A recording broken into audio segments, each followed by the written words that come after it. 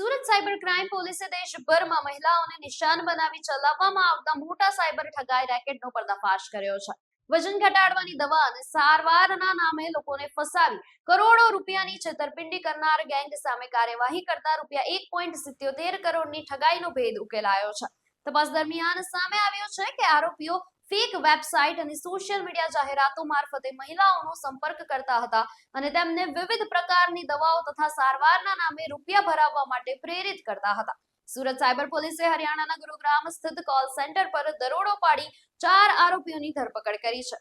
પ્રાથમિક તપાસમાં છેલ્લા 4 વર્ષ દરમિયાન આ ગેંગ દ્વારા રૂપિયા 75 થી રૂપિયા 80 કરોડ જેટલી છેતરપિંડી કરવામાં આવી હોવાની આશંકા વ્યક્ત કરવામાં આવી છે। હાલ પોલીસ સમગ્ર નેટવર્ક, અન્ય સંડોવાયેલા લોકો અને દેશભરના પીડિતોની વિગતો મેળવવા વધુ તપાસ ચલાવી રહી છે। એને જાહેરાત ફેસબુક પર જાહેરાત મારફતે એક વજન ઉતારવાની દવા અંગેની એડવર્ટાઇઝ જોઈ હતી।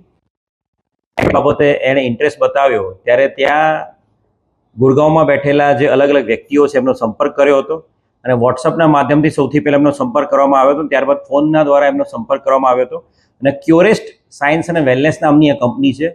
આ કંપનીએ પોતે નિષ્ણાત ડૉક્ટરોની એમની ટીમો એમની પાસે તજજ્ઞ ડૉક્ટરો છે અને એની સાથે સાથે એમના એડવાઇઝરો છે। એ દ્વારા એ લોકો પ્રોપર આ મહિલાને કન્સલ્ટિંગ કરીને અલગ અલગ દવાઓ, વજન ઉતારવાની દવાઓ એમને આપશે એવી એમને બાંહેધરી આપી હતી અને એમને વિશ્વાસમાં લીધા હતા અને એના આધારે ફક્ત 5 મહિનાના ટૂંકા ગાળામાં આ ક્યોરેસ વેલનેસ અને સાયન્સ નામની આ કંપની છે એણે પોતાની જ કંપનીના કુરિયર બોય મારફતે આ મહિલા પાસેથી 1.77 લાખ રૂપિયા જેટલી રકમ 5 મહિનાની અંદર લઈ લીધેલી છે અને દર વખતે એમની જ કંપનીનો વ્યક્તિ કુરિયર બોય તરીકે દિલ્હીથી અહીંયા આવીને એમની પાસે આ દવા આપતો હતો અને મોટા ભાગના ટ્રાન્ઝેક્શન એમણે રોકડામાં લીધેલા છે।